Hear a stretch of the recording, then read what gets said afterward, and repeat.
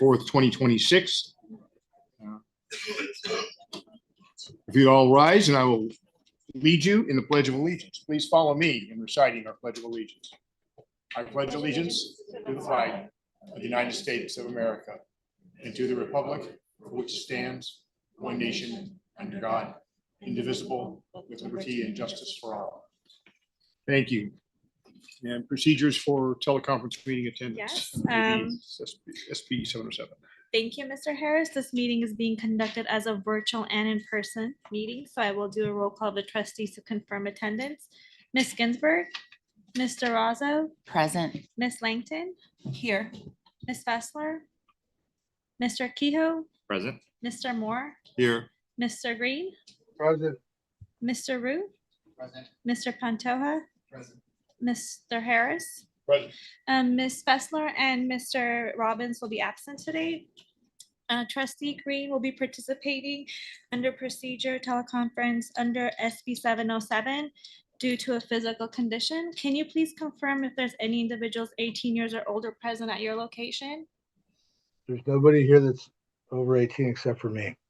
Okay, thank you. Okay, we can proceed with that. All right, very good.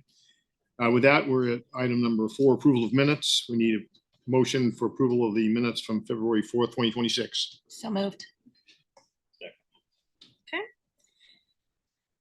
Ms. Ginsburg, Mr. Razzo, Aye. Ms. Langton, Aye. Mr. Kehoe, Aye.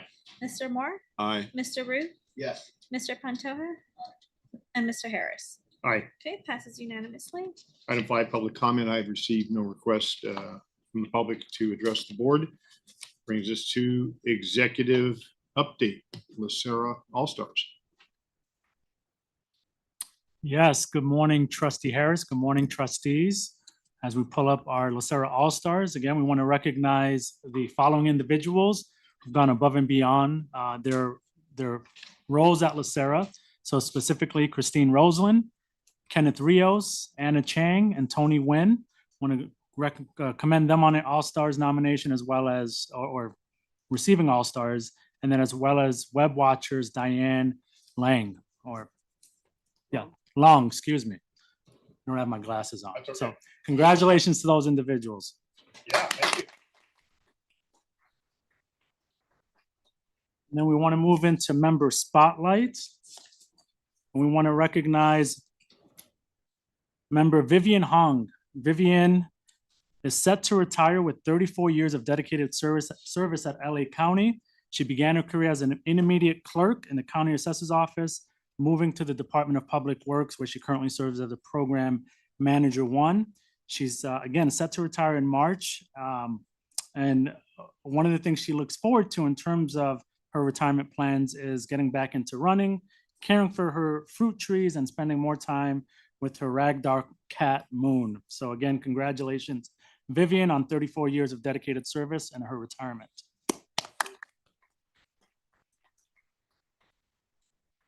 And as we move to the CEO report, I want to highlight a couple of things from the CEO report. First being if we can go to slide 4, please. We have a new key financial information update. We will have some additional data provided here next month once we complete the annual actuarial valuation, which is set to come to the Board of Investments next week. And specifically, a little bit of a teaser in terms of the VAL is the unfunded actuarial accrual liability has decreased by 200 million. So we'll certainly reflect that, and as well as the funded ratio increasing from 80.9% to slightly over 82%. So certainly excellent work on behalf of the investment team in terms of meeting those milestones as it relates to increased funded ratio and a decrease in our UAL. And if we go to slide 5, a couple of critical recruitments that we have almost completed. The chief internal audit recruitment is near completion. That'll be an item before the board in closed session today, as well as before the board next week in closed session for the BOI. We also are towards the tail end of our AEO recruitment.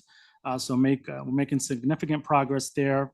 We currently have 11 recruitments underway, And then lastly, the Board of Supervisors did finally approve the Chief Ethics Compliance Officer. So that recruitment, I think we issued an RFP, and that recruitment's going to be underway as well. So we're looking to onboard that individual by this calendar year. So appreciate the efforts organizationally, our HR department, as well as, again, those that are focused in on our recruitment efforts.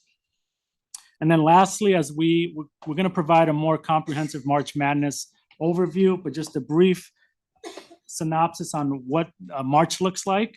We have about 986 total elections for this month. That's obviously March is our highest election month for our members. That's about a 15% increase from last year. So we are seeing that slight increase in terms of member elections, and we're going to continue to see that trend over the next, I would imagine, 3 to 4 years as our baby boomer population continues to retire. And then lastly, we have several individuals that today will be their last Board of Retirement meeting. So we have a couple of scrolls. We're not going to go into depth and read each one of them, but I will provide just kind of a high-level synopsis. First, and this is the individual to my right, Laura Guglielmo. Laura Guglielmo, after nearly 5 years of dedicated service at LACERA as Assistant Executive Officer over Business Services, following decades of impactful leadership at the City of LA and also other public agencies. Her steady guidance, strategic insight, and commitment to public service have strengthened administrative operations throughout LACERA. We celebrate her and her meaningful contributions and wish her well in a fulfilling retirement. So congratulations, Laura.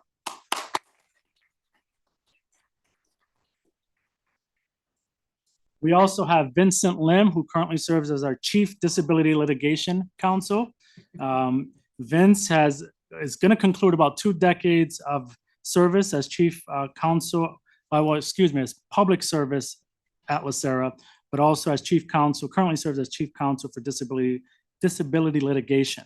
He's been a trusted advisor, culture champion throughout the organization, advocate for fairness, and he has really shaped LACERA's disability litigation team in terms of truly being working with a high sense of integrity and deep expertise. His mentorship, one of the key hallmarks for Vince throughout some of the mentorship leadership programs that we've had. He's certainly had an impact on several individuals throughout the organization, and those will certainly be long lasting. So congratulations, Vince, on nearly 2 decades of dedicated service, and we wish you well also in your retirement.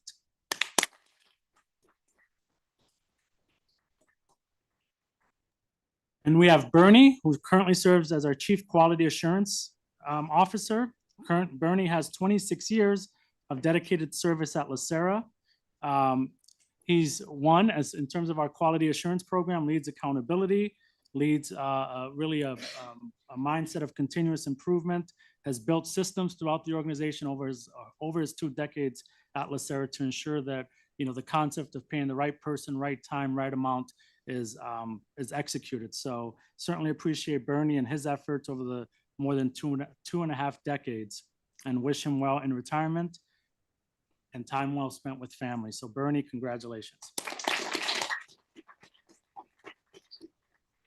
And lastly, she isn't in the room, I believe, but Leilani Ignacio, she's one of those, you know, silent behind the scenes, and she certainly doesn't love the spotlight, but we'll certainly shine it a little bit this morning.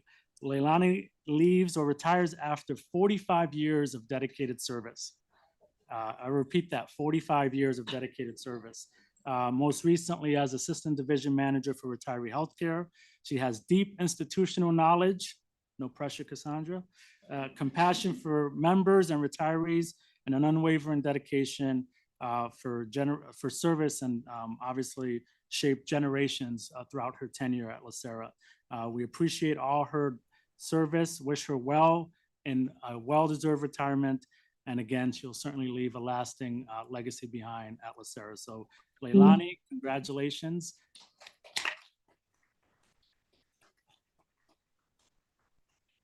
And these individuals didn't know, but I'll probably put them on the spot briefly. But Vince and Bernie, if you can just maybe share a couple of words, and Laura, maybe some brief words. I know I'm putting you on the spot, but last meeting, why not?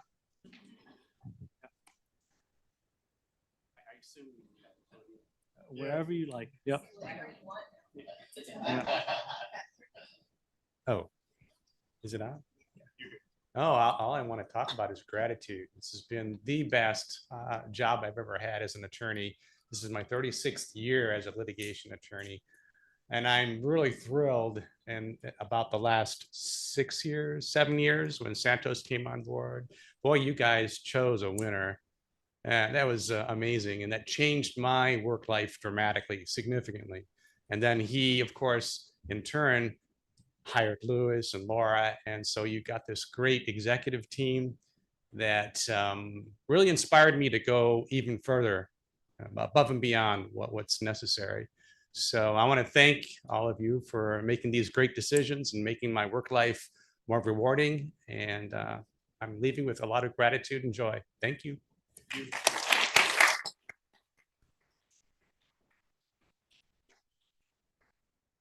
Mr. Chairman and members of the board, reflecting back on the last 26 years, I've got to say this job, this career that I've had at LACERA has been a godsend. And every step of the way, God has been with me. And I thank you every day for the experiences I've had here. LACERA has given me the opportunity to expand my creativity, my character, and to have an influence for the positive effects on everybody I work with, as well as their effects on me. The culture at LACERA is very engaging and very encouraging to everybody. I want to tell you, if anybody joins LACERA, I can guarantee that if you have the drive, you have the talent, and you have the vision, you can make a big difference at LACERA. And the leadership at LACERA welcomes everybody's participation. They welcomed mine when I first joined in, and I tell you, that is a contagious culture.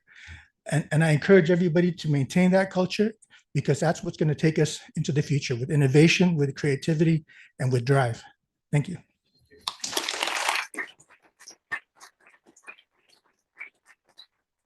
And I'll just speak from here since I'm already seated.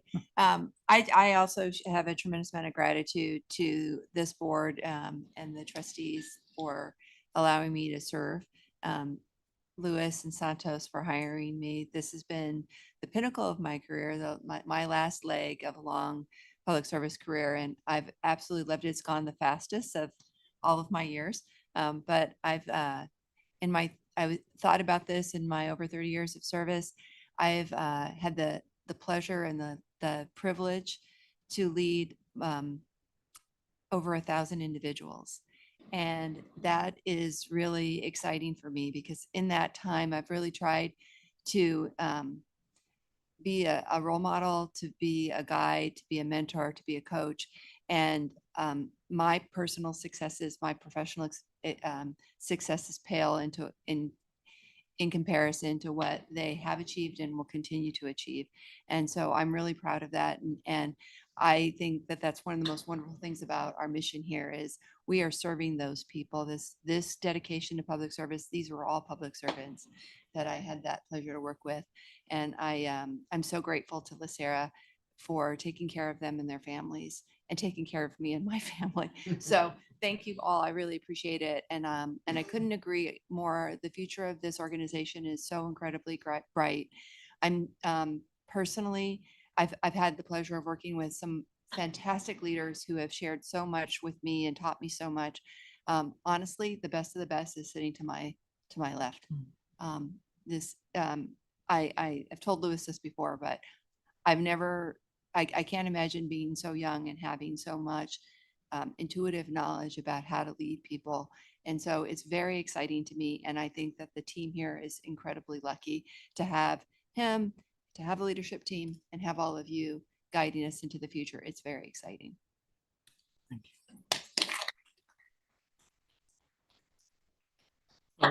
you. Through the chair, I know if we can have a photo op, we have scrolls here, but I'd love to have a photo op for our outgoing retirees. And maybe before we do that, is there anyone in the horseshoe that would like to make any comment regarding all of our retirees?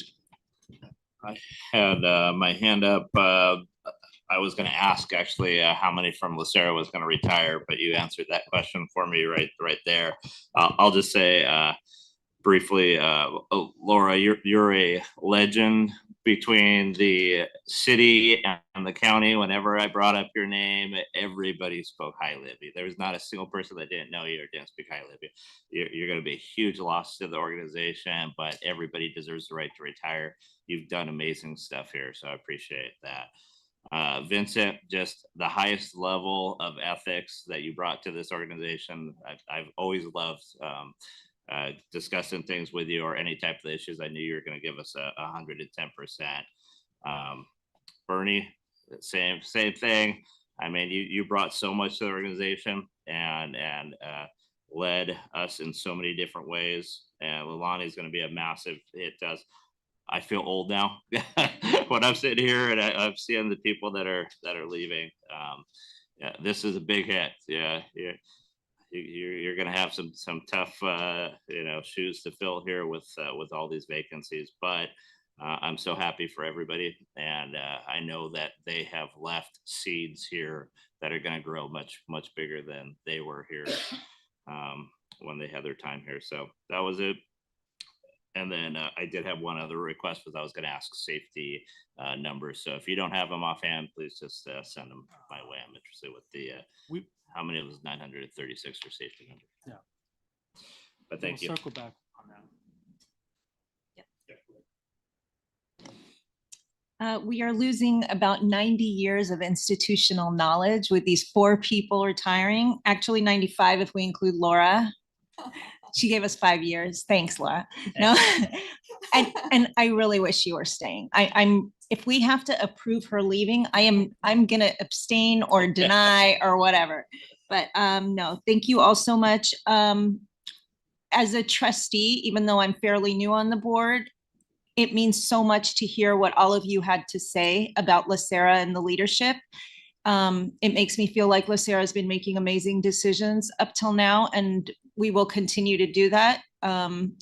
And look forward to working with the rest of you who are staying here. But I want to wish those of you who are leaving the best. Please go enjoy your retirement. You worked so hard for it.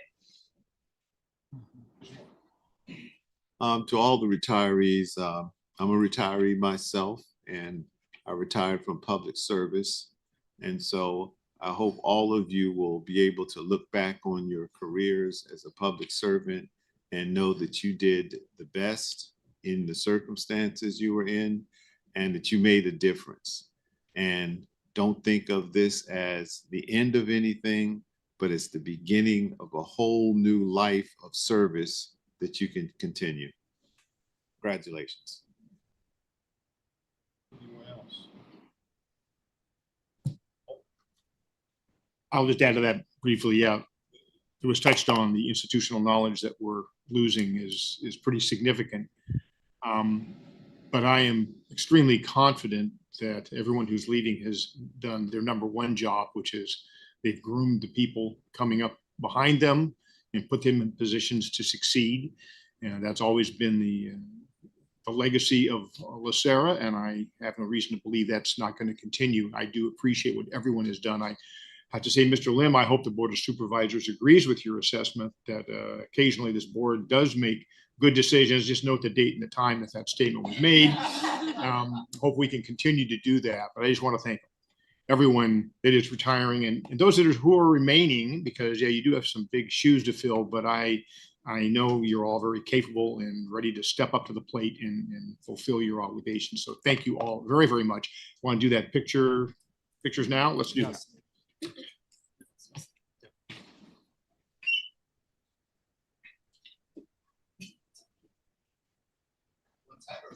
What do you think? Inside or out?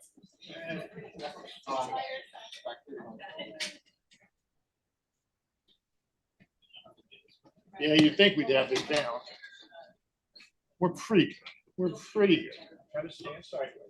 And we're gonna be here. Get our the heroes. You get in the middle here. Oh, you want me in here? Oh, okay. All right. I'll let myself work here. No.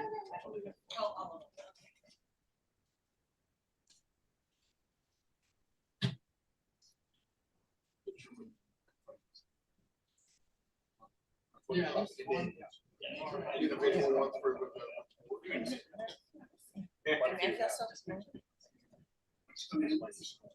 Yeah, Louis, you can get it. It's gonna be hard to get. Yeah, we'll figure this out. Did you move over to? Me? Yeah. Okay, okay. Or should we all go? Yeah. It's gonna be hard. The camera can't see you, like. Yeah, exactly.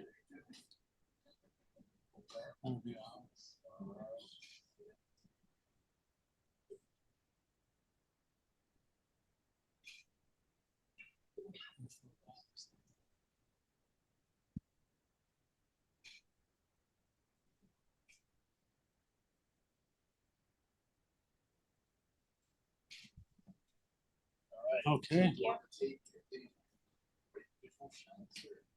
So you guys. Thank you. Thank We're all in you. it together, Yeah. right? We're all friends here.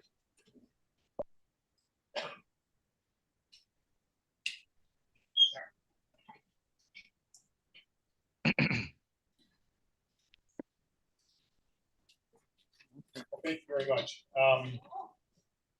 This point is item 7, disability. This way? Disability return application on consent calendar. Need a motion and a second for items 844E through 868E. However, item 846E has been withdrawn by the applicant. I'll make the motion. Okay. Mr. Razzo, Aye. Miss Langton, Aye. Mr. Kehoe, Aye. Mr. Moore, Aye. Mr. Rue, Yes. Mr. Pantoja, Yes. and Mr. Harris. Right. Okay, passes unanimously.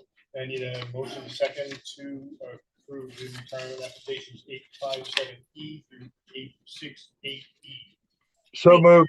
Wait, sorry, it's 10-051 first. One more over. Sorry. It's this one. Oh, okay. Strike that. I'll move it. Yeah, strike that, we're going back. I need a motion and a second to approve retirement applications 1051C through 1064C. I'll move it. Mr. Green. It's actually 1065C is the final. Oh, thank you. Can't read to include 1065C. I'll move it. Thank you. Okay, Mr. Razzo, Aye. Miss Langton, Aye. Mr. Green, Aye. Mr. Moore, Aye. Mr. Rue, Yes. Mr. Pantoja, Yes. and Mr. Harris. Aye. Passes unanimously. We'll do this in alphabetical order, do that. Okay. And now I need a motion and a second to approve retirement applications 2095D through 2110D. I'll make the motion. Mr. Razzo, Aye. Langton. Aye. Mr. Kehoe, Aye. Mr. Moore, Aye. Mr. Rue, Yes. Mr. Pantoja, Yes. and Mr. Harris. Aye. Passes unanimously. And now we'll go to, I need a motion and a second to approve retirement applications 857E through 868E. Second. So that's all bundled together. So these are all the general numbers we just voted on. Okay. So they go from 2095D to 2110D.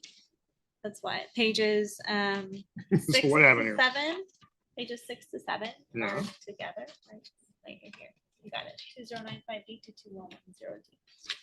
Can we just do that? Can we just did D? Yeah, it comes all the way to here. And I did that. I know. So the next page is page 8. But what about, we did E though, because we had it in the wrong. Or did we? You did. Okay, sorry, my mistake. Okay, new guy, brand new, just showed up. Don't even question. All right, so now we'll try, I need a motion and a second for application 4522. So moved. Second. Okay, thank you. Got through that. Mr. Razzo, Aye. Langton. Aye. Mr. Kehoe. Aye. Mr. Moore. Aye. Mr. Root. Yes. Mr. Pantoja. Yes. And Mr. Harris. Aye. Okay, passes unanimously. Thank you very much. Sorry about the confusion on my part. Item number 8, consent items. We are pulling item C is going to be excluded and moved to reports. So I need a motion and a second to approve consent items A, B, D, and E. I'll move it. Second. Mr. Razzo. Aye. Ms. Langton. Aye. Mr. Kehoe. Aye. Mr. Moore. Aye. Mr. Root. Yes. Mr. Pantoja. Yes. And Mr. Harris. Aye. Passes unanimously. And the item, nothing excluded, it's just been moved, which brings us to 10 non-consent items. We have a presentation under item A, 2025 actuarial valuation of the LA County Other Post-Employment Benefits OPEB program. I need a motion and a second to approve. Make a motion. Are they presenting? They're going to make the presentation, yeah. Typically move in second and then we'll. Did Mr. Root find make the out. second? Okay. We can always vote it down. Okay, thank you. Please proceed. Great. Good morning, Chair Harris and Board of Retirement Trustees. My name is Ted Granger. I'm the Chief Financial Officer here at LACERA. My team is responsible for coordinating the actuarial services. I'll provide a couple of quick introductions and some brief comments before we start the presentation. With me today is Milliman's OPEB Consulting. I'm sorry, LACERA's OPEB Consulting Actuaries from Milliman. To my left is Ryan Cook. Ryan Cook is a little bit newer to the relationship. He was here last year, but Ryan Cook has definitely hit the ground running. And also we have Robert Schmidt. Robert Schmidt is I believe he's an original member of the engagement team with Milliman. So Robert's been on the engagement for many years. So and a quick update, I'd like to thank Dina on my team for driving the slides, and also Gloria Rios on my team for helping us coordinate and get these reports together and the memo and making sure we're on track and to present this item. We're here today to obtain approval of the 2025 OPEB valuation report. The LACERA's policy requires that we perform the annual valuations and also the triennial experience study. I'll talk about that in a second. And the actual evaluation report is designed to assess the plan's funded status, to determine contribution rates, to communicate actual methods and assumptions, and also to support fiduciary decision-making. And I'll let Milliman dive into some of that in a little bit more detail. In addition, the evaluation report helps us serve as a baseline for preparing the GASB reports. And those reports are separate reports for the county, and they're assisting them preparing their financial statements for required disclosures. So two purposes today. One is to look at the valuation report and the funded status, and the other one is to prepare those GASB reports in a couple of months. So real quick update on dates and timing. This is the 2025 annual valuation. We're going to start for 2026 an experience study that is in accordance with our 3-year cycle. We will have an education session for this board probably in September. We'll get you up to speed on what we're going to do for the experience study and what all is involved with that. And then we'll have a valuation report as well. So September for the education session, probably January for the experience study report, and probably April-ish for the valuation for the next cycle. But again, refocusing, this is for the 2025 annual val. And with that, I'm going to go ahead and hand it over to Robert for the presentation. All right, thank you, Ted. I always look forward to seeing you guys every year, and we are here to present our valuation results. So let's go to the next slide, agenda. As usual, we'll start with a little bit of background about the purpose of these valuations, and then look at the highlights of this year's valuation along with summary results, go back and look at some history and projections as well, and take any questions. But of course, we're happy to answer questions at any time during our presentation. We also have a few things in the appendix and a glossary of terms. We do use a lot of specific terms, actuarial terms, and so feel free to refer to the glossary if there's something that may be less familiar to you. All right, next slide. So the purpose of our valuation is really a couple of big reasons why we do this. One is to determine the level of contributions that are needed along with the trust assets that are already in the plan that have been accumulated to meet the future benefit payments and expenses of the program. And we also provide a lot of helpful information to assist the board, LACERA, and the varied constituents of the program to manage the program better. To elaborate a little bit on that on the next slide, we have a picture on the next slide of the constituents. See if I can advance this. Hopefully someone can do that. Thank you. We have the agents, which are the county, the Superior Court, LACERA, and the outside districts. We also interface a lot with the different unions, the SEIU, the local 1014, CCU. We also do a lot of collaboration with the healthcare consultant, Siegel, and then the various actuaries from Chiron, Rail and Letson, and CABMAC, who all have different functions within the constituent group. By way of background, we do valuations every year. In 2022, we reflected some updated assumptions from the pension experience study that year. We did an OPEB experience study in 2023. It's when we reevaluated our OPEB assumptions and made some changes there. And now we're on the 2025 valuation. There's another OPEB experience study coming up next year. The pension experience study is just winding up this year. And then the next OPEB valuation next year. Now to go to the next slide, I'll talk just a little bit about the importance of pre-funding.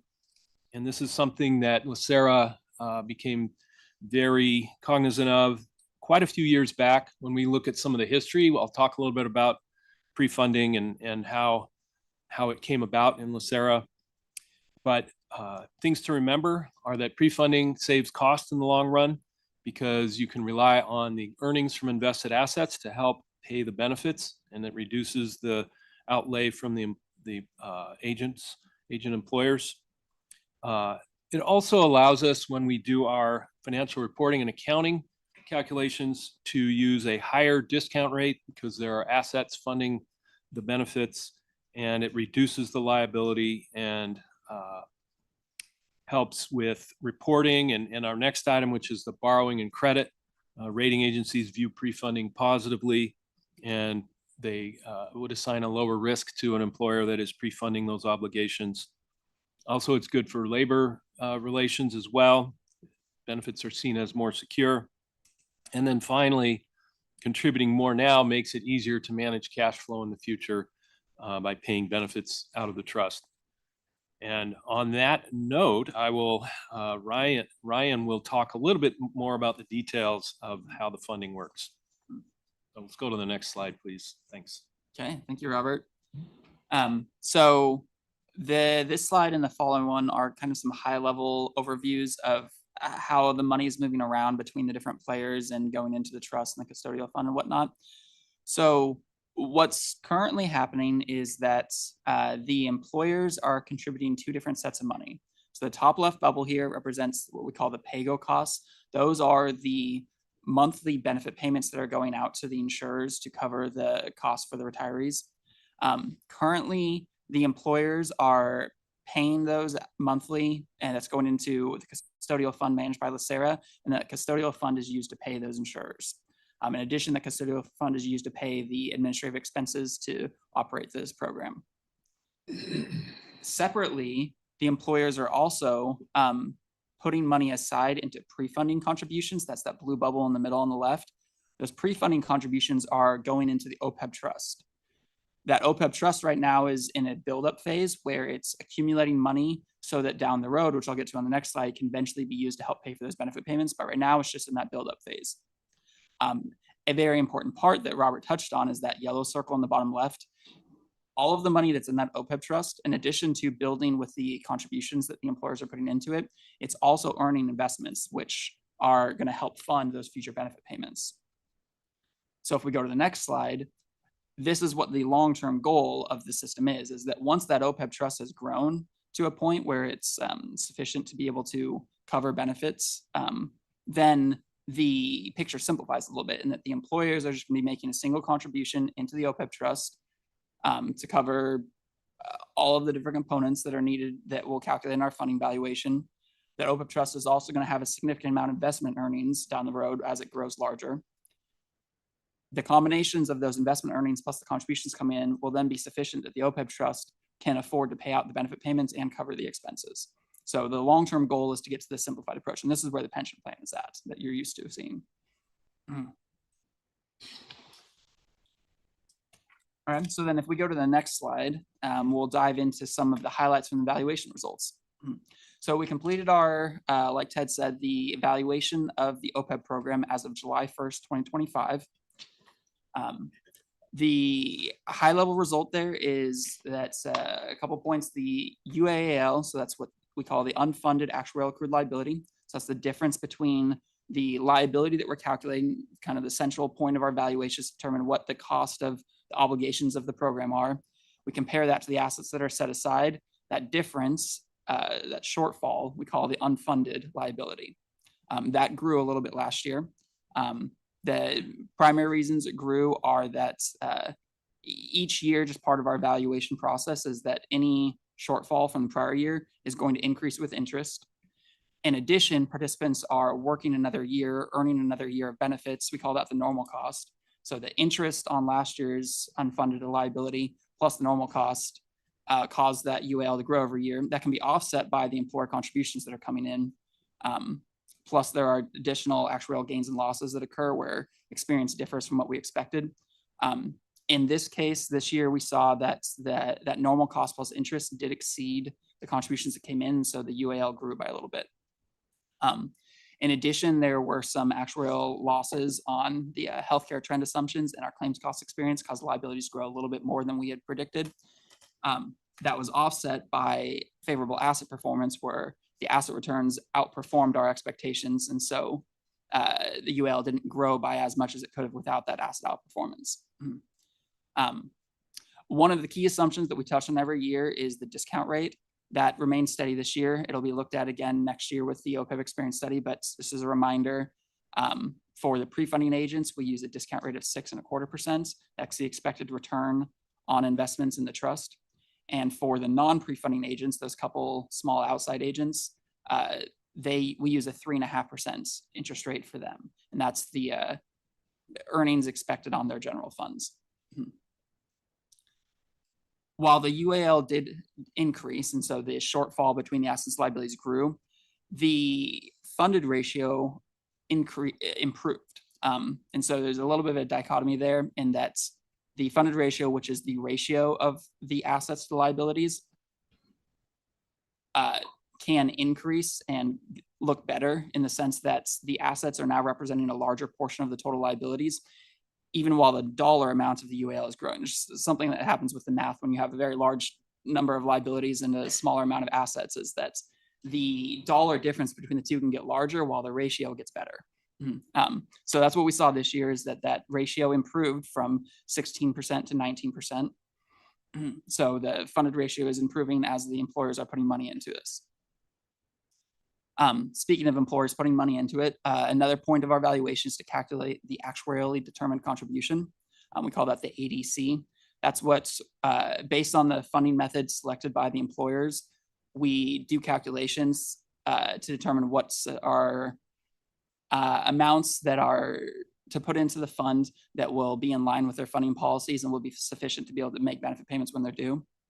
That ADC amounts increased this year, as it's predicted to do every year, and that's part of the funding policy design, is the ADC is going to grow slowly over time. Go back to the prior slide. I get some more points on there. Thanks. The county is continuing to increase the contribution amount. They're not quite contributing the full ADC yet, but they're getting very close. Our projections show that next year their contribution amounts are expected to catch up and reach the ADC that we're calculating. The courts is another one of the agents. They're still a ways off from their contributions reaching the ADC. The projections we do show it will be around 2050 that they reach there. And then LACERA, the last pre-funding agent, has reached their ADC that, starting with the 2022 fiscal year. The contributions for the LACERA agents are at or above the ADC amount. And then the last point from the ballot is just that the number of active and inactive members in the system continue to grow over time. All right, next slide, please. Thank you. If I could ask a question. Sure. Should we be concerned about the fact that the Superior Court is not performing in a way that reflects the rest of us? I don't know if I'd say concerned is the right word. They recently adopted a funding policy that said that their goal is to get to 50% funded, which is different than the goal that some of the other agents have. And it's kind of a tricky subject in the fact that actuarial best practices are to try to get to 100% funded. Mm-hmm. That being said, getting to 50% funded is a lot better than completely unfunded. So we don't discourage a funding policy, any sort of funding policy we don't like to discourage. So yes and no. Yeah, exactly. Okay, thank you.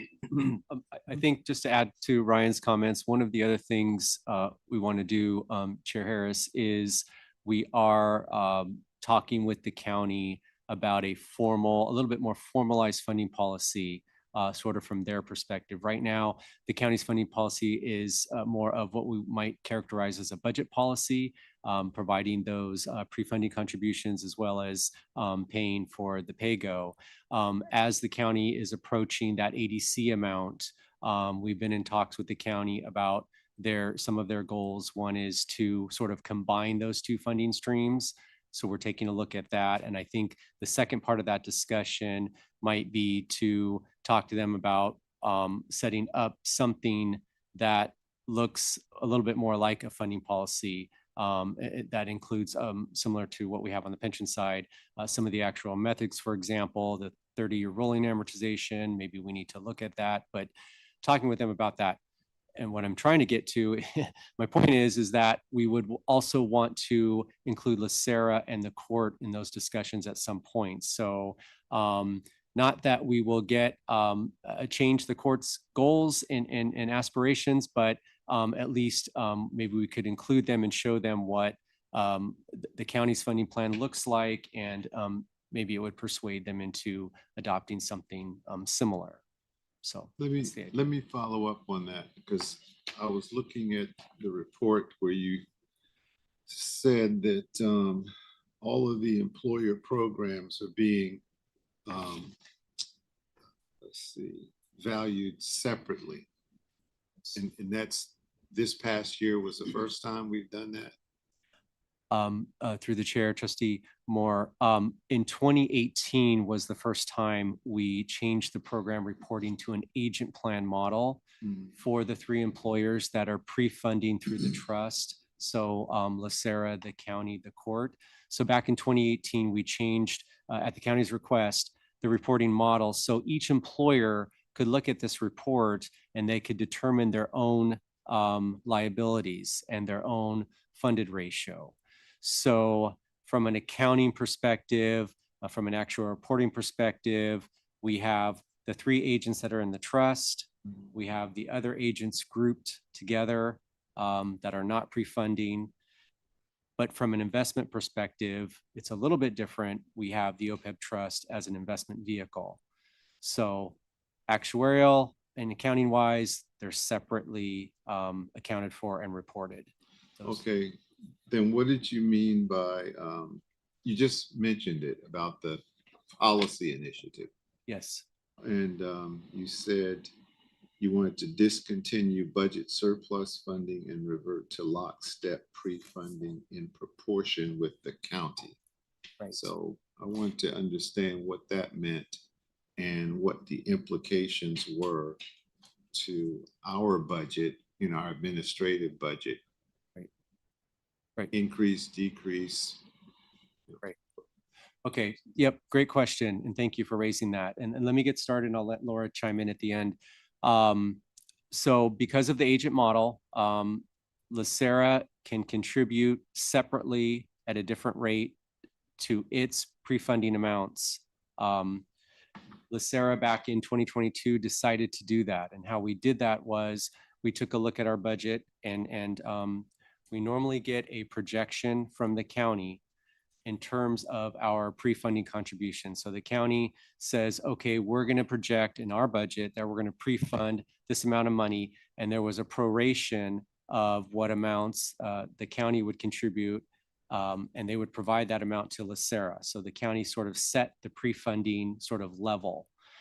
LACERA said, well, sometimes we have a budget surplus. Maybe we could contribute a little bit more out of that budget surplus to sort of advance the LACERA pre-funding amounts. We did that for a couple of years. Things started getting, we sat down, we took a look at it, and things started getting a little bit out of whack in terms of dealing with some of the actuarial reporting and some of the accounting. Sort of, it got complicated to get LACERA really far advanced as projected ahead of the county. That was the first thing. The second thing was we started talking and thinking about funding policies, and we said, well, let's put a pause on the LACERA advanced funding, those additional amounts. Let's look at a holistic funding policy with the county and our other partners like the courts. If we think about that, that would benefit the entire program as a whole, rather than just sort of LACERA getting so far ahead. So we decided to revert back to the lockstep funding with the county and go in proportion. So for a couple of years, LACERA gave an extra, I want to say about $2 million to the program, to pre-funding, to the LACERA portion of the OPEB trust. Now we're going to revert back to lockstep with the county, and we're going to talk to the county about a funding policy, and that would change the funding metrics and hopefully advance the funding a little bit. Like, for example, if we lower the 30-year amortization to a 20-year, that might put a little bit of pressure to increase contributions to the program and get it a little bit better funded.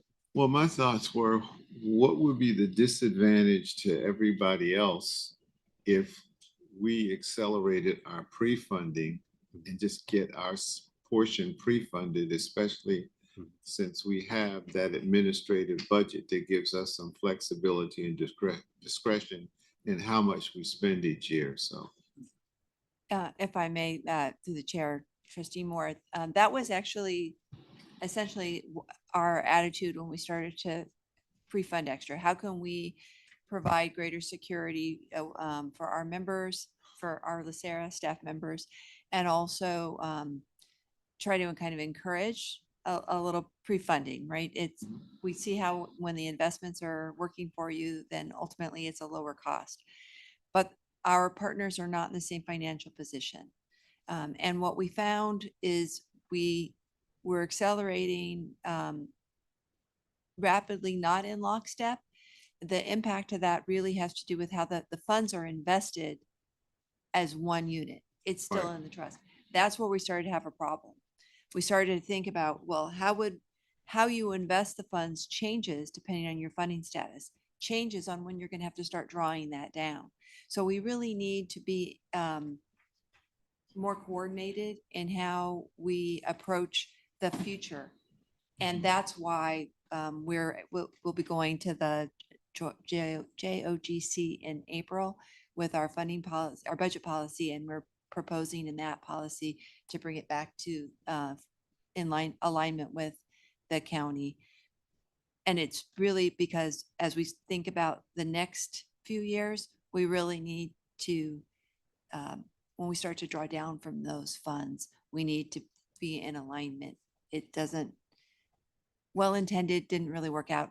It's just that it's more complex It's more complex. It's a challenge to, it's a challenge from the accounting side, but it's also a challenge from the investment side. Okay. Because your investment objectives are different than when you're accumulating versus when you're spending down.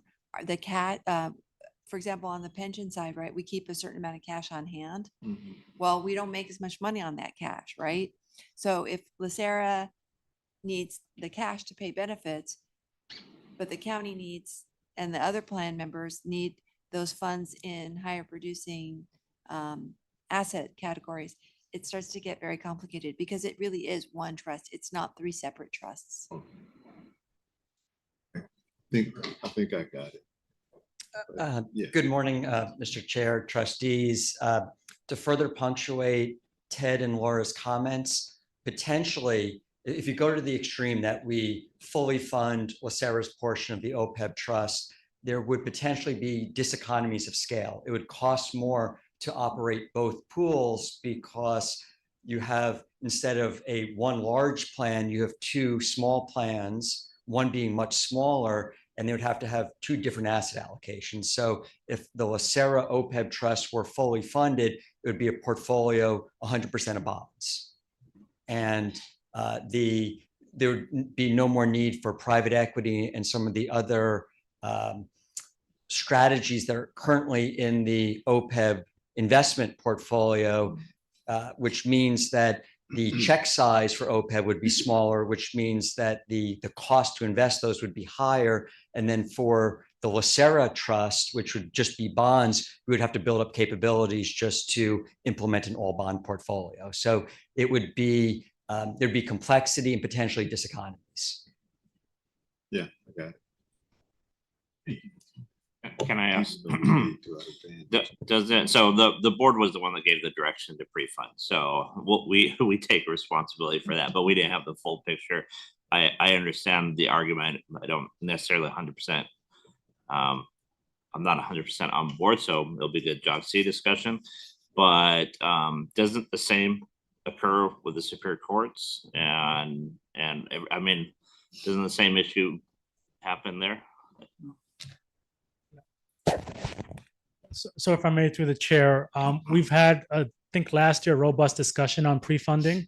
I think to Ted's point, what we want to do is really look at it from a holistic perspective. So our first point of focus is getting the county to really have a funding policy. So there's not this kind of budgetary approach to pre-funding. It's really kind of outlined. And then with that framework, then that will inform with the board our particular pre-funding policy around OPEB. So I think that's kind of the methodical approach that we were looking at. So we still want to, the goal is to continue to pre-fund, but it's making sure that as opposed to having this kind of ad hoc budgetary underspend, hey, let's apply that to OPEB, let's have a more methodical approach with an actual OPEB funding, pre-funding policy, and hopefully get the Superior Courts to adopt. So that's kind of the approach, and we're going to be engaging the trustees once we have kind of that communication with, as Ted mentioned, with the county.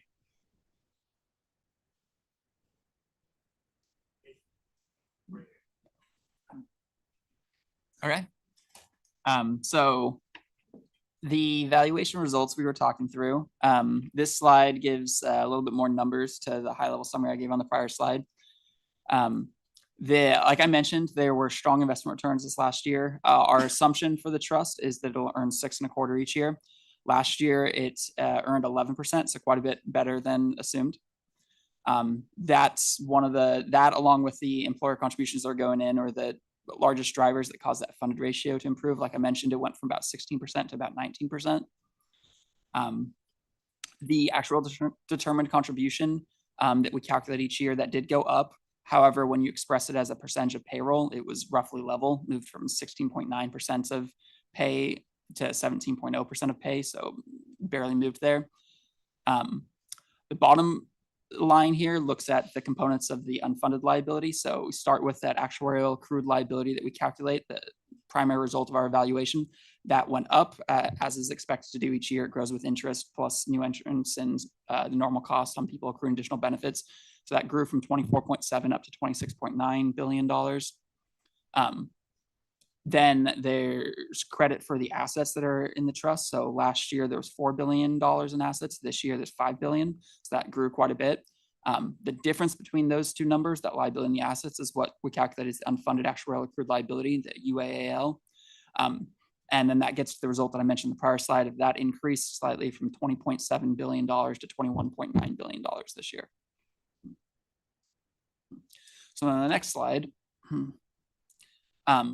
this is diving into the components of that actuarial determined contribution, the ADC, that we're calculating, one of those key results out of our evaluation. So there are two, with the funding policy that's in place, there are two components to this ADC. There is, I'll start with the bottom one here. The blue bar is the normal cost. That's what I mentioned before, is the cost of the additional accruals that all of the active members, they're working an additional year during fiscal year in 2025, and so they earned an additional year of benefits. Their accrued liabilities went up. We call that the normal cost. You express that normal cost in dollars as a percentage of payroll. That gets what we call the normal cost rate. So that normal cost rate was 6.6% in 2024 val. It ticked up slightly to 6.7% in the 2025 val, but mostly stayed level. The second component is the orange bar, the top half here. That's the amortization of that unfunded actuarial accrued liability. So that's the piece I've been talking about in the prior couple slides, the difference between the assets and the liabilities. That grew this year, but payroll also grew. And so when you amortize that unfunded liability over a 30-year period is the funding policy, and then you express that as a percentage of payroll, it stayed level at 10.3%. And so the sum of those two components gets the total ADC. So it was 16.9% in 2024, pretty much the same in this val at 17.0%. So then on the next slide, we get into some of the more detailed numbers of this. So this slide shows kind of a reconciliation of how we got from where we were last year to where we ended up this year. So the very top line here is the 2024 valuation results that we presented to you guys a year ago. So there was just shy of $25 billion in liabilities, about $4 billion in assets. That gave the 21 billion unfunded amount. As I mentioned before, all those numbers are expected to grow each year with interest. Plus there's contributions coming into the assets to help grow that even quicker. So over time, we do expect those numbers to change. So if all of our assumptions had been met, the 2025 results would have been 26 billion in liabilities, 4.8 billion in assets, and a 21.2 billion unfunded liability amount.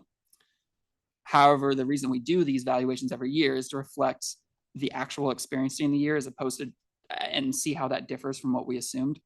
So when we look at those differences, there was a very small difference on the claims costs from what we assumed that caused liability to tick up very slightly. There was a larger liability loss in the trend assumptions. So our assumption about how the medical costs are going to grow out into the future.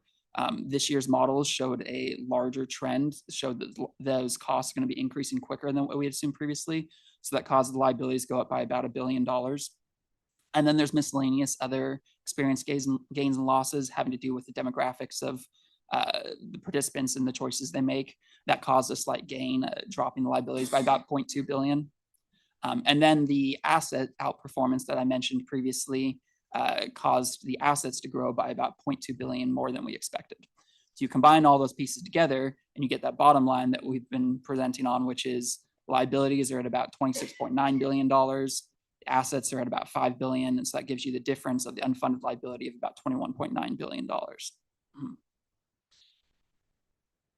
So then on the next slide, we have some breakout of that. So I mentioned that the total liabilities are $26.9 billion. There's a couple different ways we can break that out. This slide and the next will show a couple different ways to look at that. This one looks at the different types of benefits that their members receive. The largest benefit they get is their retiree medical insurance. County and the other employers are subsidizing those insurance costs for the retirees after they put in their years of service. That makes up about 76% of the liability. The next largest portion is the Medicare Part B premiums that the employers are paying for their retirees. That makes up about 19% of the liability. And then you have dental and vision insurance in retirement. That's about 4%. And then there's a small death burial benefits that when the retiree dies, the employers pay. That's about 1% of the liability. On the next slide, we have a different way of breaking out that same 26.9 billion total in liabilities. This is looking at the types of members that are in the system. So you have the active members that are currently still working at their employers, accruing additional years of service, accruing additional benefits.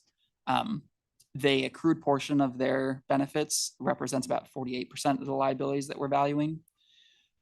Then you have the retirees that are currently receiving their benefits. They're currently receiving life insurance and health insurance and whatnot. That makes up 50% of liabilities, their benefits. And then you have the small sliver at the bottom there. Those, we call them the deferred vested participants. They're people that are no longer working for their employer, but they haven't started receiving their benefits yet. They haven't reached retirement age.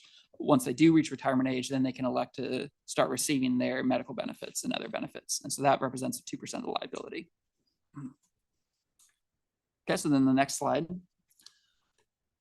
Here is the first of kind of our projection slides that we'll touch on more later, but this one's looking at the different types of funding streams coming in. So if you think back to those bubble charts that we presented earlier, where currently what's happening is that the employers are making two different types of contributions. They're paying the pay-go cost, the cost of the benefits that are getting paid out to the retirees each year. That's represented by the yellow bars in this chart here.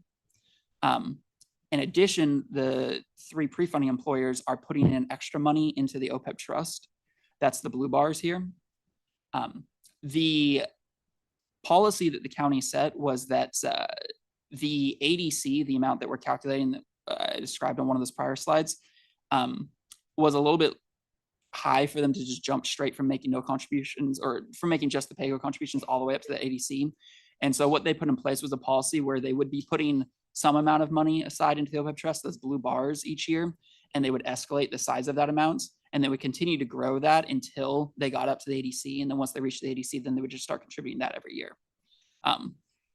That's been going well. They've been continuing to increase the size of those pre-funding contributions. And what this chart shows is that they are very close to the point where their total contributions that they're making right now, the pay-go plus that's pre-funding amount, is going to reach that ADC target that they set probably next year is what we're projecting. And so the plan at the moment is that the county is going to switch at that point from making the sum of those two contributions, pay-go plus the pre-funding, to making the ADC at that point.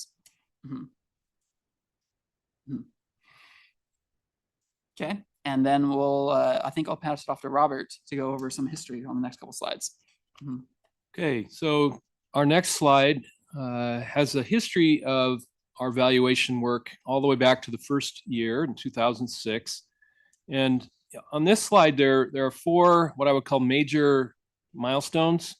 The first, of course, is 2006, when it was determined due to new accounting rules at the time that valuations needed to be conducted. For several valuations, they were conducted every other year.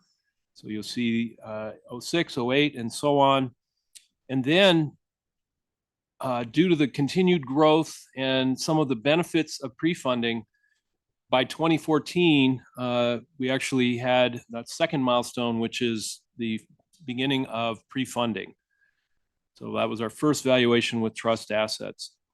Then in 2017, we began doing annual valuations because it was thought that given the accelerated funding going on and all of the additional reporting and management that went with that annual valuations would be desirable. So that's when that began in 2017. And then finally, the next milestone that's been referred to by Ted earlier is 2018, when the agent valuations began, which simply means we had not only the overall liability disclosure, but also the disclosures for each of the agent employers. Another thing that happened with that conversion to agent and the funding was that you see the discount rate jumped up from 4.5% to 6%, and then just a few years ago to 6.25% when we did our latest experience study. That increase in the investment return assumption pays dividends later, and I'll actually show you more graphically how that helped the liability asset relationship in a minute. Going to the next slide, though, underneath all this, we are cognizant of the continued growth in membership. If you look at the active members, they have grown 12.6% over that, roughly 20-year period from 2006 to 2025. You can see there have been periods where there's been slight declines, but they've been followed by increases. So that's the active population. If we look at that in-between population Ryan referred to, we call it the vested terminated members. They've also increased, although they are a very small portion of the liability. They've increased almost 30% since 2006. And then the group that increases the fastest due to a variety of factors is the retirees and survivors with medical coverage. And that group has grown 46.8%. Thanks in large part to the wave of retirements of baby boomers, extending for the last 15 years, and that's going to go on for about another 5 years before the last baby boomers reach age 65. So it's important that we continue with the initiatives to try to keep these benefits coming and keep them secure through pre-funding. So if we go to the next slide, we get to see how the pre-funding has developed over time, all the way back to 2006, the first valuation. You can see that during the first 6 or so years, the liabilities grew pretty dramatically.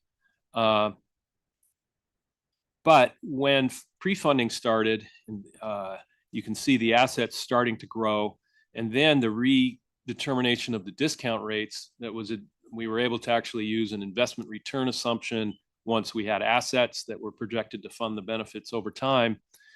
That brought the liabilities down substantially. So in 2018, you see liabilities dropped due to the higher investment return assumption. And now we still have a fairly consistent investment return assumption, so the liabilities are returning to a more normal growth pattern, but the assets now are growing as well. And if we go to the next slide, we get to look at the development of the ARC, the annual required contribution as it used to be called, and now it's called the ADC. Similar concepts, but you can see that the pre-funding in yellow is very quickly converging to the ADC, which is the blue. And in fact, as we've said earlier, it is projected to converge all the way to that number. So these are the dollar amounts. If we go to the next slide, then these are converted to percentages of pay. And the nice thing about this is you see the favorable development over time of the ADC actually dropping as a percent of payroll, due largely to the pre-funding of the program, the fact that we use an investment return consistent with that pre-funding, which gives us lower liabilities. Any questions before Ryan talks about some long-term projections? All right, go ahead. I have a quick question. Yes. Thanks for the report. The data on the increase in population and stuff, I don't know if it's part of the equation. Those the type of jobs that those have are, as far as higher paying, did you look at what positions came in or just population in general? And then the data, and where I'm going with this question is I trying to draw a connection in my mind with it. If typically your higher earners have larger plans during active membership, more boutique plans, your PPOs and whatnot, and versus a Kaiser plan, for example, is that data put into the equation, like possibly the sustainability of the fund, or how the fund's going to grow or develop over the actuarial report, looking at the type of employments? Even though our population's gone up, who are we hiring, so to speak, if that makes sense. Yeah, through the chair and trustee Green. When we do our experience studies every 3 years, one of the things we look at is the election patterns that you referred to, which is, because you have a lot of options when people retire. You've got the Kaiser options and so on. And what we do is we monitor how those election patterns change over time. And then we crank that into our assumptions by studying that part of the demographics, which is not only which plan people choose, but what's the likelihood they will enroll in the program, because not everybody chooses to enroll. They might have a spouse that works somewhere else. They might go on the spouse's plan, for instance. So yes, we do take a close look at that through our experience studies. Yeah, that's fantastic. And whether they continue that plan, like say a boutique plan or whatnot, or if they downgrade, so to speak, in that election, that's also value too, huh? That's pretty incredible. So thank you. You're welcome. Okay, Ryan's gonna talk about projections. Yeah. Okay. So these next few slides, like Robert said, we're going to go into some long-term projections. These slides are focusing just on the county agents. It was simpler just to isolate one of the agents. The county is the lion's share of the liability, so it was the clear choice of what to focus on here. For these projections, we're making, with all of our evaluations, we're making some assumptions, but when we get to projections, it's especially important to highlight those because the growth of the plan can look quite different depending on what assumptions are used. So we want to highlight those up front. First assumption we're making is static active enrollment. What we mean by that is that we're assuming that the number of employees that the county is employing today stays constant going into the future. We are also assuming that while the total number of employees is staying constant, some of those people are going to retire and withdraw and become disabled and whatnot, and there will be new hires replacing those in the system. So we have that built into our projections. We're assuming that total payroll of the county employees is going to grow at 3.25% per year. That's the valuation assumption that's currently being used. And we're assuming that the assets that are invested in the OPEB trust are going to grow at 6.25% per year. Once again, that valuation assumption.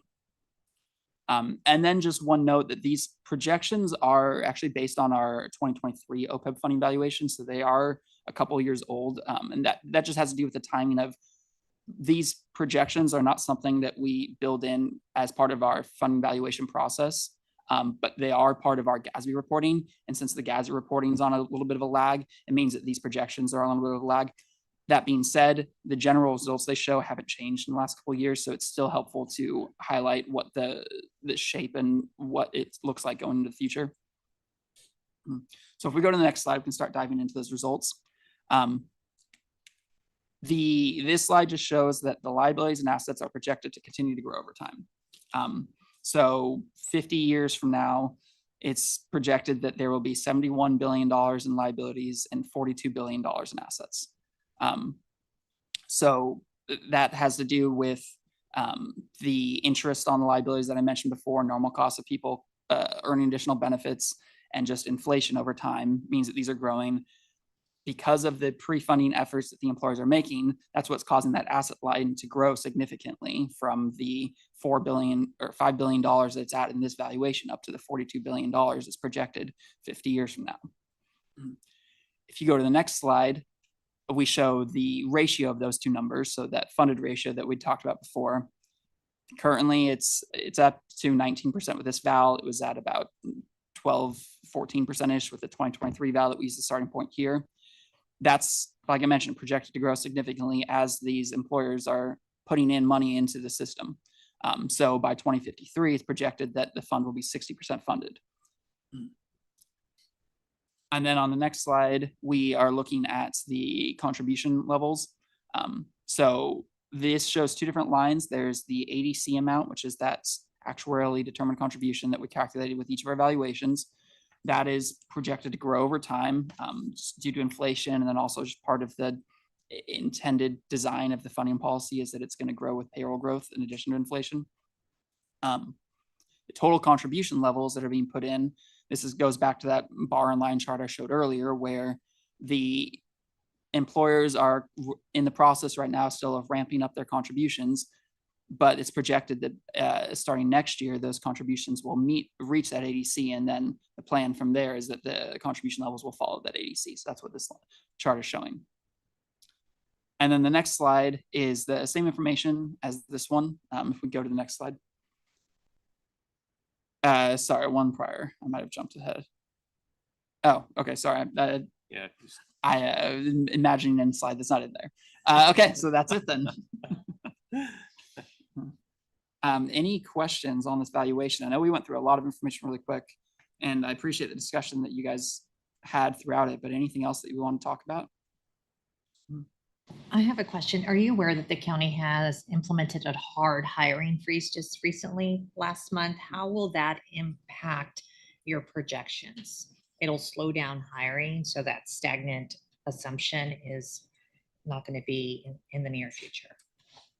Right. So our projections did assume that there will be, as people are retiring, they will be replaced by new hires. That hiring freeze, I'm assuming, is primarily a short-term thing. I haven't dug into it much, but assuming that 5-10 years from now, their employment levels get back to where they were in the past, then it shouldn't really have much of a long-term impact. If it is a long-term change of where they are cutting back on the number of employees they have, and they're just using the hiring freeze to get down to a lower number that they want to stay at, then it could have an impact, and that those liability numbers and the asset numbers as well would be a little bit lower. The general shape will be pretty much the same. It's just the amounts will be a little bit lower if there's less employees. Mm-hmm. Okay, we have a motion and a second on the floor. Yes, Mr. Pantoja made the motion, Mr. Ru seconded. Ms. Ginsburg, Yes. Mr. Razzo, Aye. Ms. Langton, Aye. Mr. Kehoe, Aye. Mr. Moore, Aye. Mr. Ru, Yes. Mr. Pantoja, and Mr. Harris. Aye. Passes unanimously. Thank you very much. Thank you for the presentation. Very informative. Thank you. Thank you. Okay, that takes us to the 11 reports. We have an A through F are for information only, except for B, we have a state legislative update by Mr. Liu.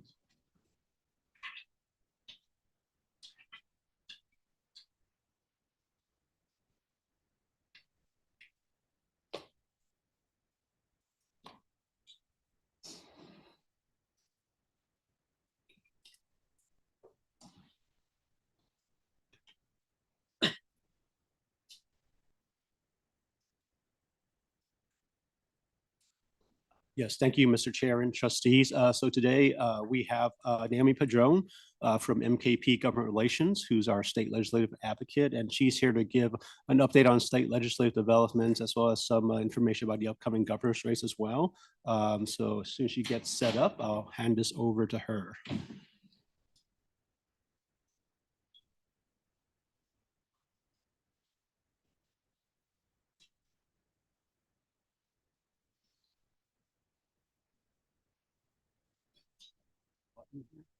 Oh, there's a button on the side here.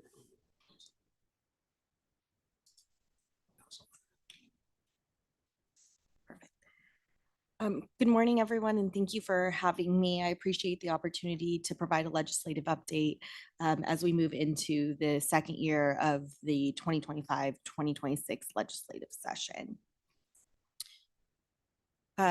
My name is Naomi Padron. I'm a partner at McHugh Kepke Padron Government Relations. We're a boutique lobbying firm located in Sacramento, right across from the state capitol. We specialize in advocacy, research, and public affairs. Collectively, our team has decades of experience. So while I'm just here today, certainly have a team behind me. We've proudly represented LACERA since 2017, which, as I was doing this presentation, realized is almost a decade. During that time, we've worked closely with the LACERA staff to ensure that your voice is heard within the Capitol community. For the agenda today, I wanted to go over, do a little bit of a recap, at least on one 2025 measure, talk about some of the key dates for 2026, because I think that will sort of contextualize the legislative calendar. Everything in the legislature is driven by, various deadlines, and then really kind of provide a little bit of a recap of what happened when the legislature reconvened back in January, talk about what we call two-year bills. Interestingly enough, for probably the first time since I've been working in this space, we did have a number of fairly significant bills dealing with retirement type issues. And then sort of look forward into some of the new bills that we've highlighted in terms of bills of interest, thinking about the strategies for the year ahead. And then, as Barry mentioned at the onset, hit on the governor's race, just because it's, very, very fluid at the moment. Certainly at any point, please feel free to ask questions. And then, of course, at the end, there will also be time for that. So just as a little bit of a recap on 2025 legislation, the one bill that I did want to highlight here is SB 853. That was by the Committee on Labor, Public Employment and Retirement. That was the omnibus bill, so fairly technical in terms of, just providing clarification and conforming changes to the SARL. It did so in three sort of big buckets. The first being computation of final compensation, and more specifically in that area, it clarified that members subject to PEPRA. It clarified that for members subject to PEPRA, the Retirement Association shall compute absences using members' pensionable compensation at the beginning of the member's absence. In terms of the safety membership components, it clarified that where a member's service through reclassification has been converted from general to safety member service, service converted after PEPRA's effective date is subject to PEPRA's prohibition on retroactive benefits. So it clarifies that conversion shall apply only to service after the operative date of the reclassification and not the post-service. And then the last sort of clarification was as it relates to post-retirement employment, clarifying how SARL employers shall report retired annuitants to their retirement association. LACERA did take an official position on that bill of support, and that passed unanimously and was ultimately signed by the governor. In terms of, again, some key dates, so the legislature reconvened back in January 5th, and then just recently was the bill introduction deadline on the 20th. So at that point, several bills were introduced. That deadline is a fairly firm deadline, although there are some exceptions in terms of how that works. Many members introduce what we kind of refer to as a spot bill. So it's a little bit of a placeholder in terms of it just sort of stating the intent, doesn't have a ton of substance. So there are a number of spot bills, and sort of a way for members to buy themselves a little bit more time and flesh out their ideas. And then you have the May 29th House of Origin deadline, which is sort of the kind of legislative halftime, if you will, or the crossover deadline. So if you're, thinking about assembly bills, that's the date by which a bill needs to move out of the assembly. And then the reverse is true on the Senate side. And then August 31st will be when we adjourn the session. This year, that August 31st deadline is actually, a hard deadline since we are in the second year of a two-year session. Last year was a little bit interesting in that the original end of session date was sort of put on everyone's calendar, and then the members were finalizing a fairly big deal on the climate, and they voted for the first time to actually extend that by a day. But we won't see that this year because that is a constitutional deadline. And then the governor from there will have about 30 days to take action on all of the bills before him. So just wanted to provide that because I think it'll help provide some context as I go through the presentation. So really starting out with what happened when the members reconvened, it was sort of a little bit more fast paced in that there were a lot of two-year bills. Little bit of detail in terms of what two-year bills are. Those are bills that were introduced in the first session but didn't make their way through to the second house. If that happens in a first year, they are still technically viable. They can be amended and then must move fairly quickly by the end of the month. So it's a little bit of a truncated deadline. I'll get into some of the bills we care about that sort of followed that trajectory. The governor did in January also present his budget proposal. There was new Senate leadership announced. And then of course, there were some folks that did start introducing bills in January, although we did see the bulk of the bill introductions this year come in February. In terms of 2-year bills of interest, the first one I'd like to highlight or talk about is AB 1383 by Assemblymember McKinnon, dealing with public employees' retirement benefits, specifically around safety members. So this bill focuses on pensionable compensation limits under PEPRA. It initially stalled in 2025 in the Assembly Appropriations Committee. We did have a heads up that the sponsors of this bill would be looking to move it in January. So in January, it was amended and ultimately advanced to the Senate with bipartisan support. Since it was amended, just a little bit of a highlight in terms of some of what the amendments did. The amendments aligned compensation limits with Social Security wage base. It also allowed for new safety formulas at age 55 instead of at 57. And then because, we were kind of a year ahead, it did delay the implementation to January 1, 27. And then several co-authors were added to the bill. The bill's official listed sponsor is the California Professional Firefighters, and then PORAC, which represents the peace officers. On the other side, in terms of opposition, you do have various local government representatives.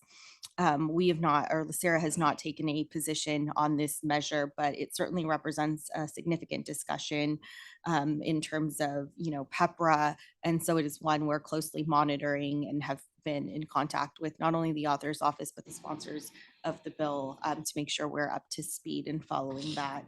Can I ask a question on this one? Absolutely. I know originally it was restricted to firefighters only and then expanded as, can you include, was that expanded to all safety members? It does As a include proposal. all safety members. Yeah, so the benefit formulas include all safety members, firefighters, and deputies, whereas the compensation limit applies to general and safety members. Okay, thank you.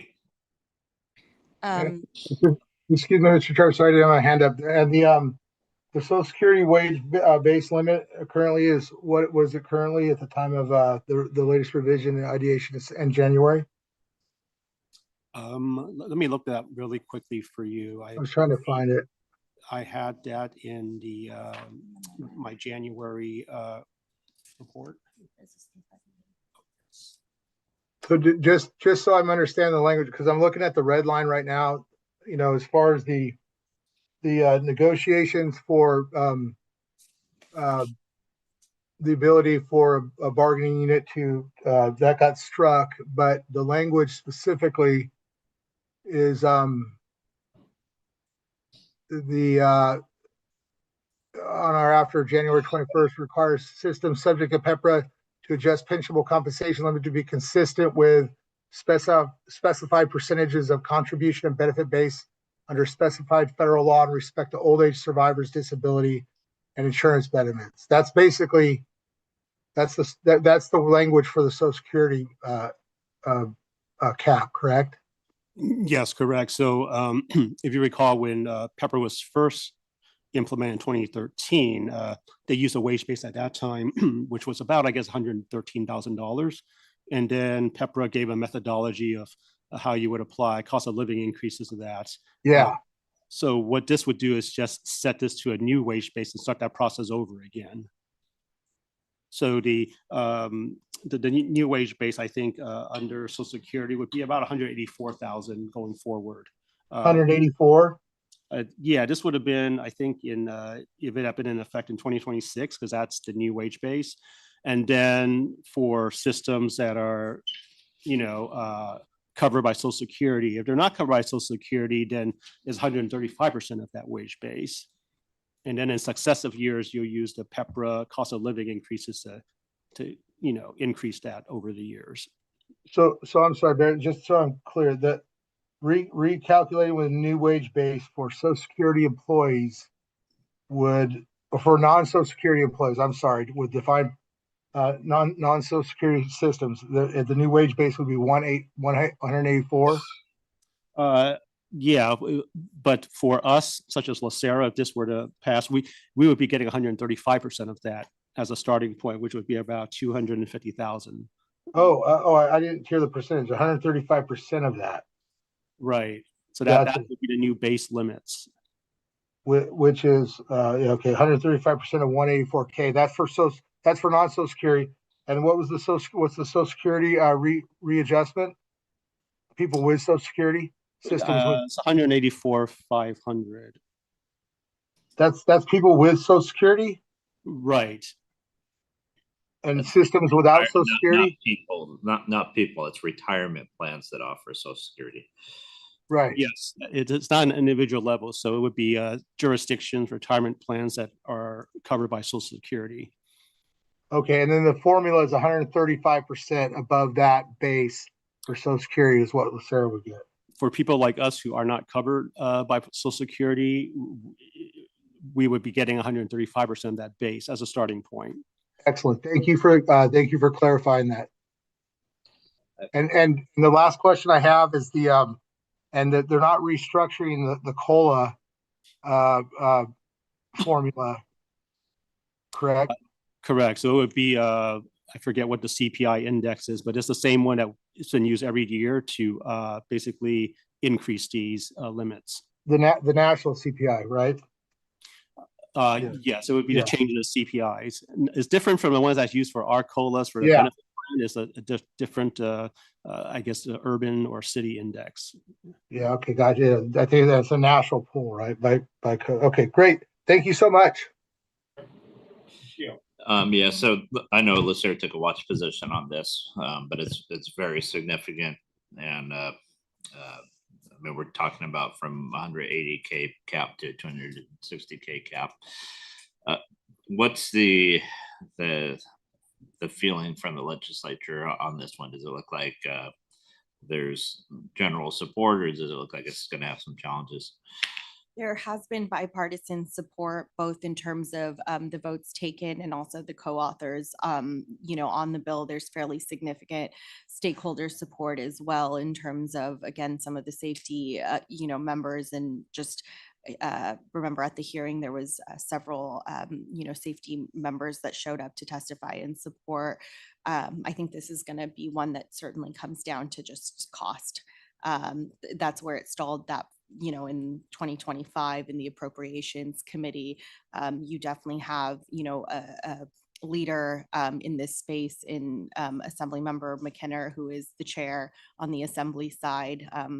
So it certainly has a good chance, but I do think it is going to come down to cost and seeing how things shape out in terms of the budget. And later portion of my presentation, I will talk about the budget. The legislature does anticipate a fairly significant deficit. The governor's anticipating a little bit less. And so it'll be interesting to see how that sort of shapes out come May.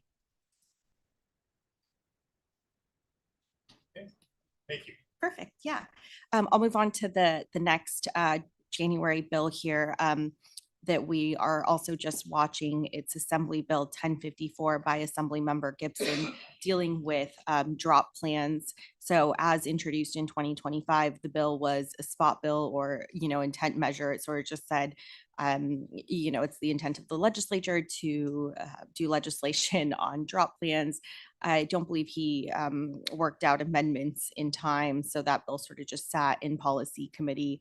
Come January, the bill was amended to create or propose a drop program for CalPERS safety members, so CHP and CAL FIRE, specifying that the program would result in a cost savings or be cost neutral. So certainly, as noted, it is specific to CalPERS, but we continue to monitor that just from precedent setting implications And that bill passed out of the assembly and is waiting action in the Senate. So similar time frame to 1383 in terms of likely being heard, when the rest of the assembly bills catch up come the summer, likely June.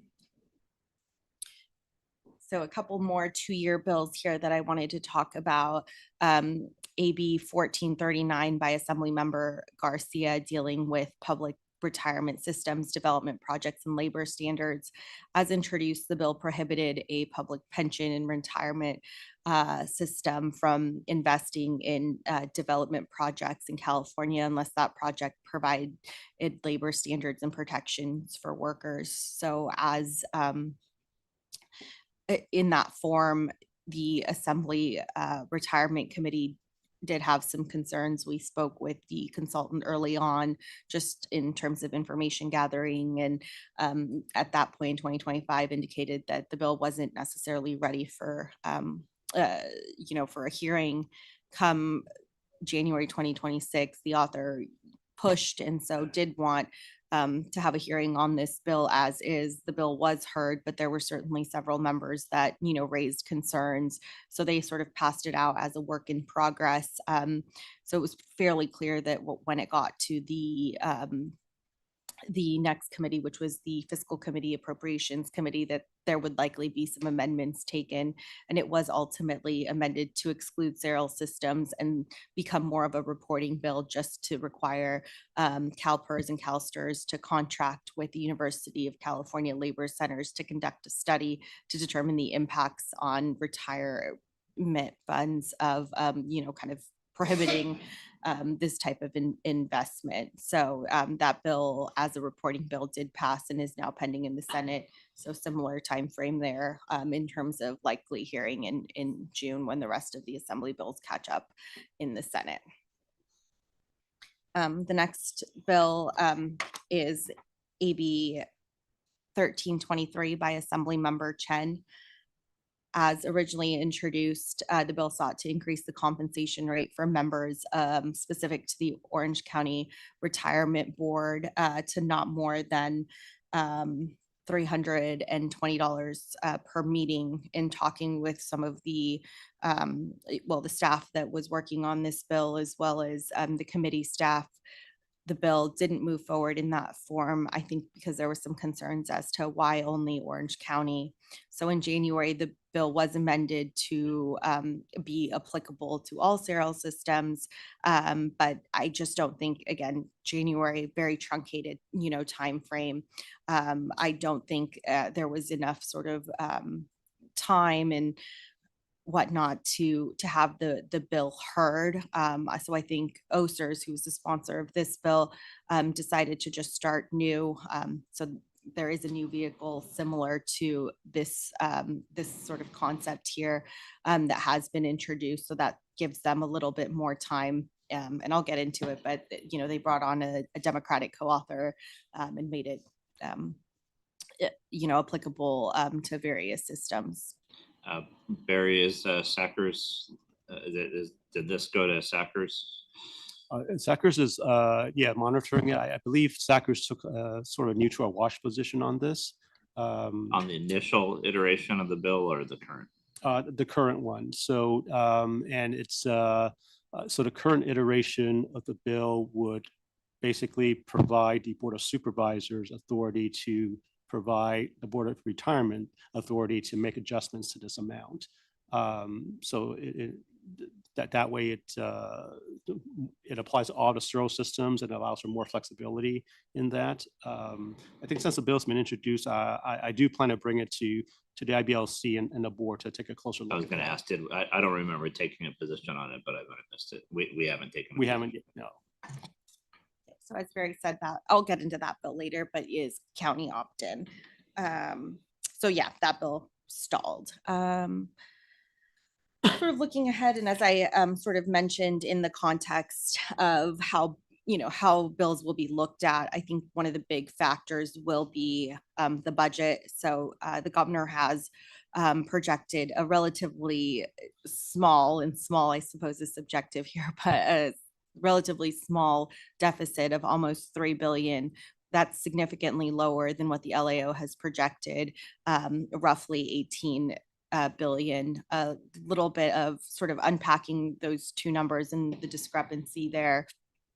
I think the governor is looking at growth trends in AI and seeing, you know, capital gains and how that's all go. Oh, no.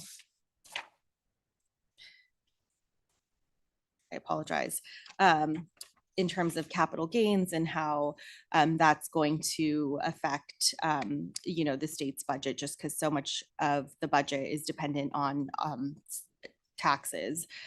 The sort of that's what's been sort of talked about from his office. Of course, pundits and, you know, the newspapers have certainly suggested that the governor has every incentive to want to paint a little bit of a rosier picture of California as he potentially looks to, you know, his next step after he terms out in the governor's office, whether that's, you know, a national run or something else. In terms of total spending, the budget is going to be about 348.9 billion, with 240.3 billion in general fund spending. As this administration has in years past, there continues to be a commitment to funding CalPERS and CalSTRS. There is also new leadership in the Senate. So Senator Monique Limon is the new pro tem. She assumed her position in November. That's because the outgoing pro tem, Senator Mike McGuire, is termed out and is looking to run for Congress. She then announced her leadership team in December, and Senator Lola Smallwood Cuevas maintained her position as chair of the Senate Labor and Public Employment Committee. In the Assembly, the leadership has remained the same. So Assembly member Robert Rivas has kept his position, and Assembly member McKenna has maintained her position as chair of the Assembly Public Employment and Retirement Committee. In past visits with LACERA, she has, you know, been very sort of approachable and has even noted that at one point she thinks she was a LACERA member. In terms of, you know, some new bills of interest, similar to in 2025, there will be an omnibus bill this year sponsored by the Assembly Committee on Public Employment and Retirement. That bill is going to have some components that are sponsored by SACers. Interestingly, as I mentioned about the February 20th deadline, that deadline does not apply to committee bills. So we have not seen this bill be finalized, but certainly anticipate some of the proposed changes. I've outlined them there in terms of, you know, clarifying that deferred members cannot run for or vote in active member miscellaneous and safety trustee elections. And then you've got a couple other just, you know, defining concurrent retirement, establishing a 10-year statute of limitation for recovery of overpayment due to fraudulent reports of overpayment, and then just clarifying burial allowance practices for reciprocal members. So we'll continue to monitor, you know, and work closely with SACers as well as the committees on that bill as it moves forward. Getting into some of the, you know, new bills that have been introduced. This is the bill that sort of mirrors that Chen bill. It's AB 1619 by Assemblymember Valencia, which would give each Cerro County the option to permit the board to increase the compensation rate for meeting attendance up to that $320. It is sponsored by OSERS, and we have been in communication with the author's office on that. And then the next bill is AB 1601 by Assemblymember Rogers. This is sponsored by the folks over in Sonoma County and would basically just permit the County Board of Supervisors for Sonoma County to authorize a cost of living adjustment to retirement allowances, optional death allowances, or annual death allowances payable by the retirement system. In terms of some strategies, for next year, we've had a lot of success by, monitoring and tracking, all of the bills closely, looking at, amendments and the progress, also, educating members when there is questions in terms of LACERA, but just retirement issues in general. We'll continue to collaborate closely with SACRS and some of the other systems when appropriate. There's will be a big SACRS meeting next Friday up in Sacramento, so plan on participating in that. Then engaging and taking positions, when needing. So that's everything from, writing letters to having meetings to testifying in the various committees. And then we have an in-person visit scheduled for May 5th to meet with key lawmakers. And then during this visit, we'll also plan on meeting with CalPERS leadership. And then in terms of who's running for governor in 2026, that's certainly been, a hot topic and one you might have read about in the newspapers. The field is certainly very wide open and very crowded, especially on the Democratic side. The filing deadline is actually on Friday, March 6th. So we'll have a better idea at that point of who's actually, in the race. I did provide there a list of some of the folks that have indicated that they are going to, be running or are in the race. So we'll have to see ultimately who ends up, actually filing. There has been a move by the Dem Party, at least, to encourage folks that have not been polling as high to get out of the race.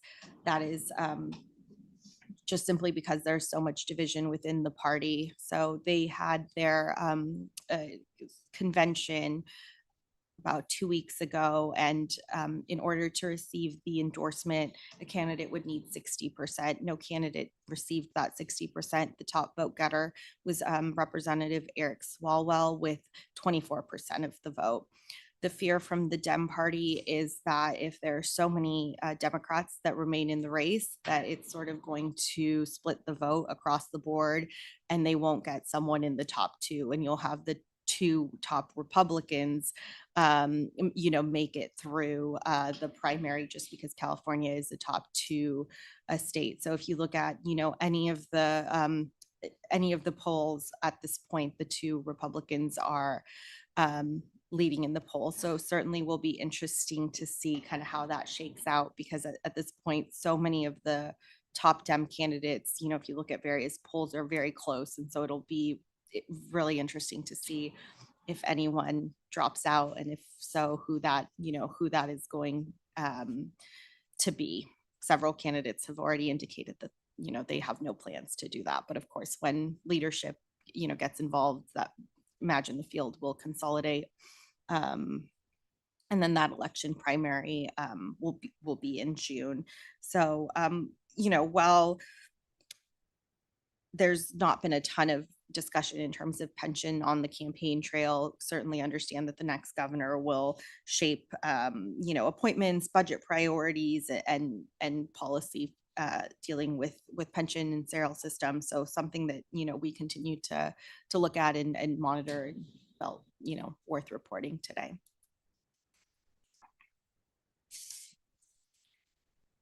That concludes my presentation, but of course, happy to answer any questions. Thank you very, very much. Looking around, I see no questions, so thank you. With that, moves us to items for staff review. And we have none. Items for future agendas. Nothing there. Good of the order.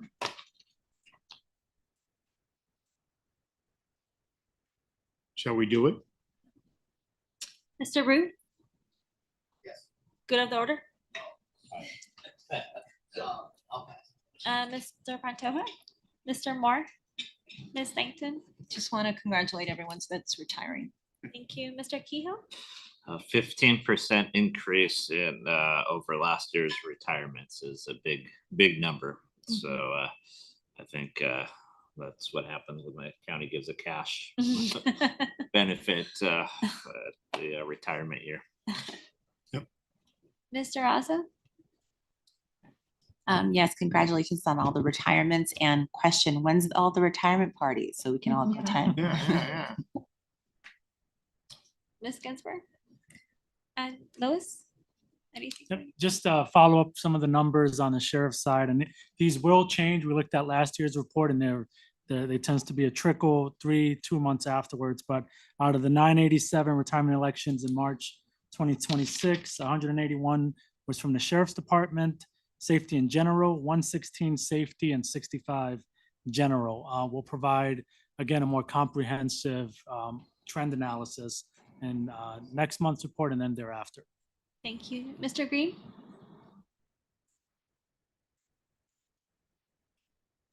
Sorry.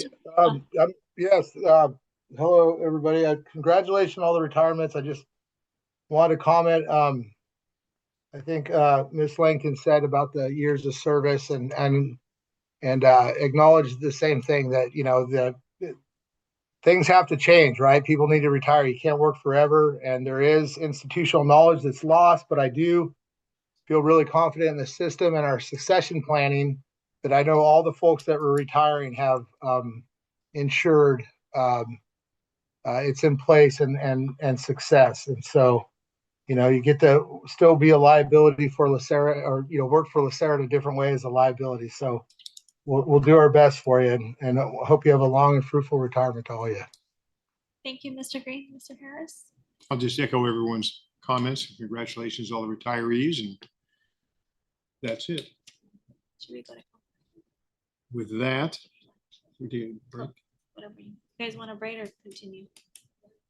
But yeah, 5. We're gonna take a break for 5 minutes. We'll be reconvening at 5 after 11.